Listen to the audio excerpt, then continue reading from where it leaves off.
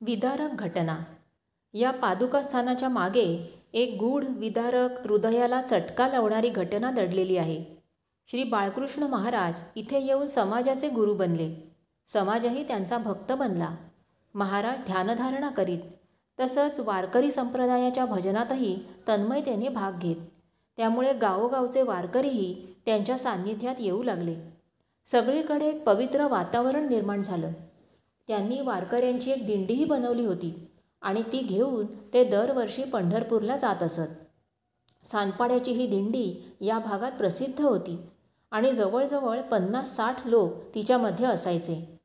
असेच ते एकदा आपली ही दिंडी घेऊन पंढरपूरला गेले असताना तिथे कॉलरा सुरू झाला. जरा भीतीचंच वातावरण निर्माण झालं. श्री बाळकृष्ण महाराजांनाही त्याची थोडी बाधा होऊ लागली.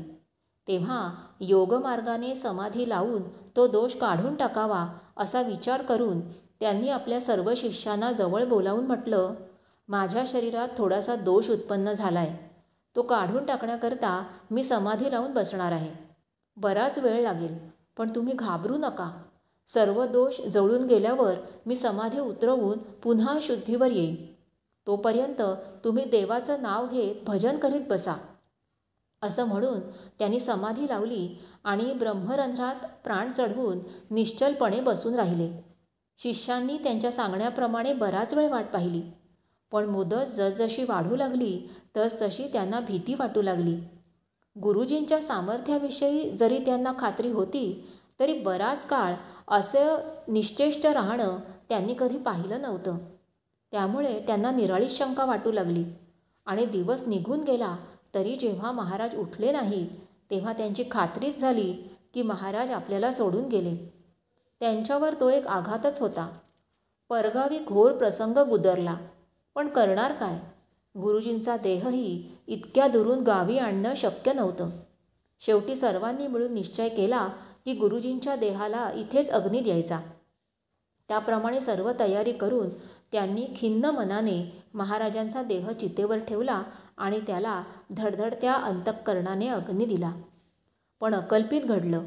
चितेच्या ज्वाळा भडकतात न भडकतात तोच एक पांढरा शुभ्र बगळा त्यातून बाहेर पडून फडफडत आकाशात उडून गेला.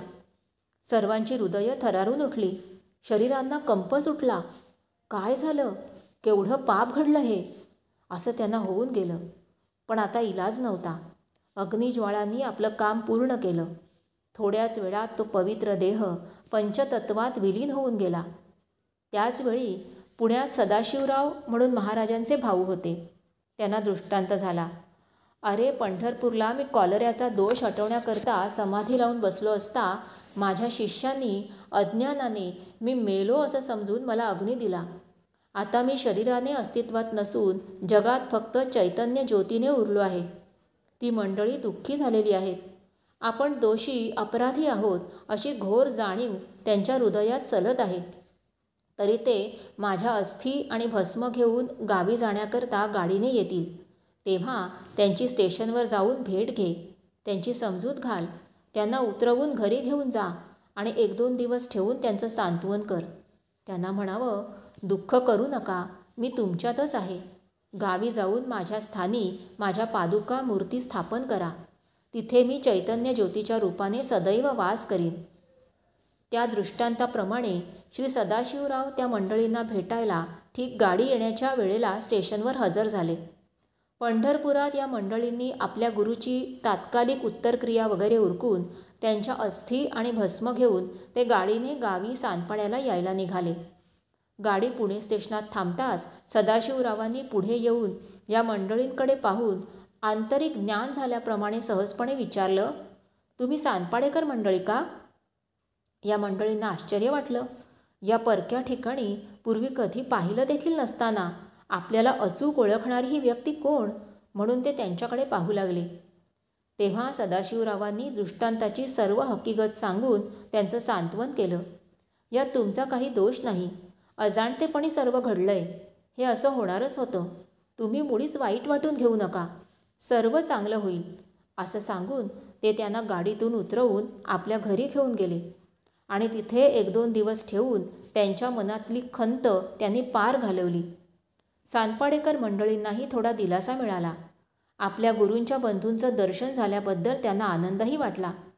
त्यांना घेऊनच ते सांदपाड्याला आले आणि त्यांच्याच हस्ते त्यांनी गुरूंच्या पादुका मूर्तीची स्थापना केली. हे शक्ती चैतन्य हृदयाशी बाळगून उभं राहिलेलं श्री बाळकृष्ण महाराजांचं जिवंत स्मृती मंदिर. याचा प्रत्यय पुढे अनेक वर्ष निरनिराळ्या तऱ्हेने लोकांना येत असे. बरीच वर्ष एक पांढरा शुभ्र बगळा वेळोवेळी या स्थानात येऊन 8-8 दिवस श्री दत्त मंदिरात राहत असलेला आणि नंतर कुठेतरी निघून जात असलेला लोकांनी पाहिला आहे.